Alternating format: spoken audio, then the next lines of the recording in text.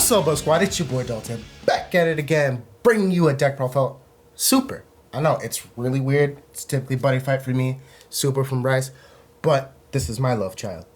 So today, I'm bringing you my cooler list. I've been having a lot of fun with this deck. It's the most fun I've had with a deck in a long, long time. It's mill. I know a lot of people don't like it, but it's here to stay. That's all I'm going to say. So, let's get into this. So starting off, we got our leader. Front side, when he attacks the leader, you get to draw a card, and then if stats on the battle card were reduced, you get to place the top card of your opponent's deck into the drop area. Not once per turn, and then once per turn during your opponent's turn. If stats were reduced on the battle card, you get to draw a card. Only once per turn, though. Then 4 life or less, awaken, and then draw 1, stand 1 energy. And then backside's basically the same as the front, except whenever it attacks, you get to draw a card. I think that's pretty straightforward, I'm not gonna lie. It seems pretty straightforward. So let's move on to the deck. Starting off, we got 4 of cooler. You know, the only reason why your rival cooler on enter, he mills your opponent 1, and then you get to debuff 2 things, triggering off leader, and you do fancy things. It has double strike as well, 20k. Can get hit by denial, but denials run at so little nowadays, it's like, it doesn't matter. And then if they do, they really just, in a sense, wasted 2 of their energy and a card in hand to stop a 1-cost card. So, who cares? Fun times with this boy. Next, the big cheese. Only running 3 full power freeze, 100% overdrive. To be fair, I probably should be running at 4, but I have no problem seeing it at 3, and I love to give Bryce hell for this, because it's a lot of fun. Basically, triple strike. Also, on its attack, you get to choose all of your opponent's battle cards, ignoring barriers, so, oh well. You neg them 30, which hits a lot of things and gets rid of them. Only thing it doesn't hit are get rid of Skurs, but you're basically there anyways. Also, then it triggers off its own skill to mill your opponent 2 for each battle card that was decreased. Also, that's really just your leader up 1, so you can just put them into play and then just start debuffing stuff, like real cute like, because Bryce learned that the hard way, and I'm just like, yeah, I'm just going to debuff this. Also, triggering off full power and leader, and then he's just like, wait, what? Good times to be had. Maybe 4, I don't know, but still a good time with him. Still a good time. I run 2 SS Vegeta's Exploiting Weakness. Great counterplay card. You don't even need to play it as a counterplay. You can just play it during your turn, because it's still going to have the debuff, because your leader's red. But also, on auto, when it comes into play, you get to choose all your opponent's battle cards and give them neg 20 for the turn. And then if it's your opponent's turn, you get to choose your leader card and give it +5, which is very nice, very nice. And it's a counterplay as well. Great card, super expensive though, I understand. I think it's still like maybe around 60 a pop, but hopefully it will drop. Maybe not, because it is a really good card. Topo's the only thing I know for sure that's getting reprinted outside of the arrival cards from the draft box. Bandai, please, reprint this card. Next, we run 4 Freeze It, no introductions. I play this over Topos, actually. I was trying out Topo for a while. Our meta, even though a lot of people do run Topos and still hate Topos, it's still the fact of, meh, you don't care enough.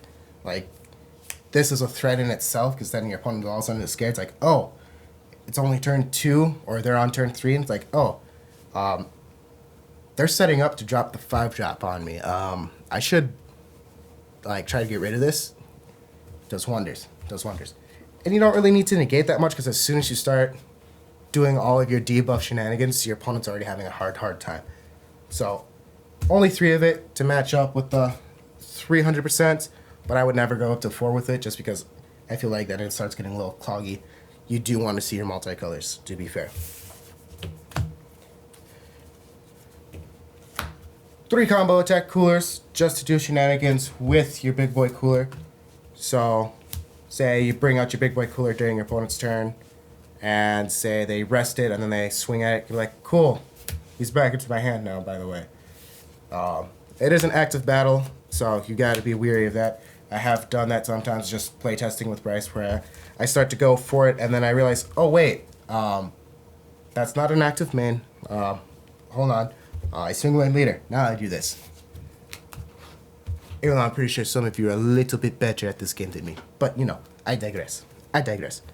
Still really good, and then also it's auto. When it attacks once per turn, or is attacked, you get to combo with a red or blue multicolor from your drop. So then you start doing fun things. Maybe. You never know. Next, we play 3 Mach Speed Kaioken Son Goku. This deck likes to debuff. What can I say? I say it's pretty self-explanatory. It's basically a Vegeta Cruel for the deck, because they can just start going off on your things. Let me know down in the comments, though, how its skill technically interacts. If your opponent only has one battle card and you choose it for both parts, does it count as 2 different debuffs, or still continuously 1? For leader skill, I'm not 100% sure, but most of the time there are 2 things for me to debuff, so it doesn't matter that much. But just in case, just so I know for sure, you more experienced Dragon Ball players out there. I play 2 Hercule and Majin Buu, Friends Forever. Another arrival card. It does debuff, doesn't get around barrier, unfortunately. That's fine. But then at the end of turn, you get to bounce one of your red or blue battle cards. You're going to be bouncing back your cooler. Let's be fair. I would bump this up to 3, but I only have the 2. But 3 would definitely be where I think the magical spot is. I wouldn't want to go to 4, because then I think it'd be a little too much, because, you know, it's only 19. But also, who knows? Draw is nice, too. But for sure, I'd probably go for 3 for that. But 2's not bad either. 4 check lands. Check land things. 4 Beerus super combos, because this deck loves its super combos to be Beerus, and you like to untap your red-blue energy.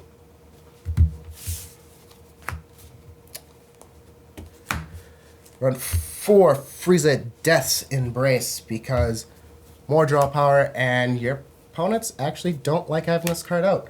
It's also great against Gohan and Buu and all the aggro decks, because then they want to try to get rid of it first before they start doing all their swings, because then you're like, alright, cool, we debuff that out of existence, and I get to mill you at the same time, and it's no fun for them. Let's be fair. It's no fun for them. And you can hit their leader too, hence why it's really good against Gohan. But yeah, really good card. If you get your hands on it, I think it's at very least a 2-of staple in red decks, or decks that have red in it. A majority red, but really good card. Should definitely play. 2 Saiyan combos just for a little bit of awakening and get that early pressure off. You honestly don't care if your opponent has cards, because you're just going to debuff them to high hell anyways, so you only need 2 and just kind of get it going, because your opponent's either going to realize they want to get rid of you faster, or they're going to try to keep you from awakening it, but then you just keep doing red-blue things, and then they get upsetty spaghetti.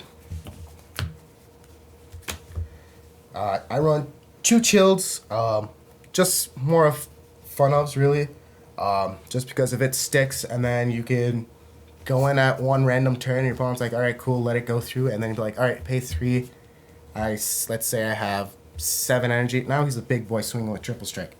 Opponent not too happy, and then you can just combo out into it. Opponent's not too happy. That's a cute little 2-of. I'll probably get it down to a 1-of, or maybe leave the deck, but I do like just having the threat of chill in there. Now, for the big spice, we run that black smoke. You know, you have to run a Scar in this deck. Well, you don't really have to, but I felt like I needed to, and black smoke is perfect for this deck. It's permanent, you can't attack, and if you have 12 or more cards in your drop zone, you get to reduce his energy cost by 5, so he'll hopefully be a 5-drop. It will take a while for this deck, that I've noticed, because it takes a while. Sometimes it doesn't take too long. But when you do get it out, you're just going to be warping cards out of your opponent's hand, or making them warp 7 from their deck. All really fun times. Great time with black smoke. Trust me, if you can get your hands on it, you should definitely do it. It's probably one of the best splashable black Scars. Alright, I'm not going to go that far. But I do really enjoy black smoke. I run 2 Emperor's Death Beam. just more decrease neg stuff. That's what you're looking for. You don't really care for its active main ability to warp itself to search for it, because this is your only dual extra card you run. But the whole debuff is quite nice for obvious reasons. Speaking of which, Cease to Exist is also a fun time in this deck. So you get to choose up to 2, and it's neg 25 ignoring barrier, which is fun. Also, it's never really dead because you can still just combo with it for 5, which is nice. For more mill, Chaos Beams, or like Bryce likes to say, Finger Guns.